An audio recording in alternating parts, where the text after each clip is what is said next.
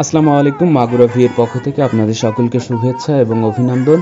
আপনাদেরকে সকাল থেকে দেখানোর চেষ্টা করছি মাগুরাতে আসিয়ার যে ধর্ষণ হয়েছিল তার প্রতিবাদে মেয়েরা ছেলেরা সরকারি কলেজ থেকে জজ কোর্টে প্রতিবাদ মিছিল নিয়ে যায় এবং সেখানে অবস্থান কর্মসূচি করে এবং পুলিশের বাধা সত্ত্বেও সেখানে অবস্থান কর্মসূচি করে এবং স্লোগানে আদালত প্রাঙ্গণটি মুখরিত করে তোলে এবং এক পর্যায়ে আবারও সেই মেয়েরাই দলবদ্ধ হয়ে বিক্ষোভ মিছিল নিয়ে আবারও শহর প্রদর্শন করে এবং কলেজে ফিরে যায়।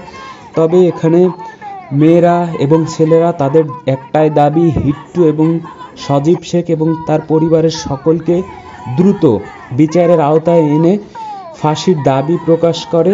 এই ছেলে মেয়েগুলা তারা সেই সকাল থেকে বিকাল পর্যন্ত একটানা রোজা রেখে আসিয়ার পাশে দাঁড়িয়ে আছে এবং তাদের একটাই দাবি, এই হিট্টু শেখ, সজীব শেখ এবং তার পরিবারের যে ঘৃণাযোগ্য অপরাধ করেছে তার বিরুদ্ধে সরকার এবং প্রশাসন যেন কঠোর হয় এবং সেই প্রতিবাদেই এই ছেলে মেয়েগুলা শহরে অবস্থান করছে। একের পর এক স্লোগানে মুখরিত করে তুলছে মাগুরা শহরকে।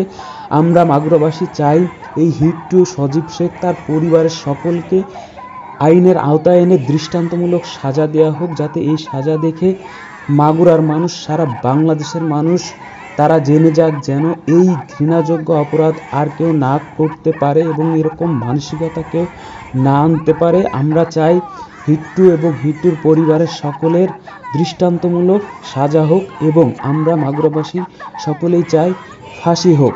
আমরা ফাঁসির দাবি নিয়ে এবং এই ছেলেমেয়েগুলাই ফাঁসির দাবি নিয়ে রাস্তায় নেমে এসেছে, সেটাই আপনাদেরকে দেখানোর চেষ্টা করছি। আপনারাও আপনাদের জায়গা থেকে সোচ্চার হন, সচেতন হন, দাবি তুলুন, আওয়াজ তুলুন।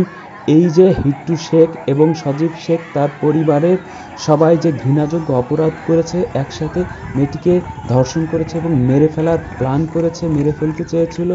যাই হোক, আল্লাহর রহমতে আসিয়া এখন ভালো আছে। সবাই আসিয়ার জন্য দোয়া করবেন, আসিয়া যেন সুস্থ হয়ে আমাদের মাঝে ফিরতে পারে।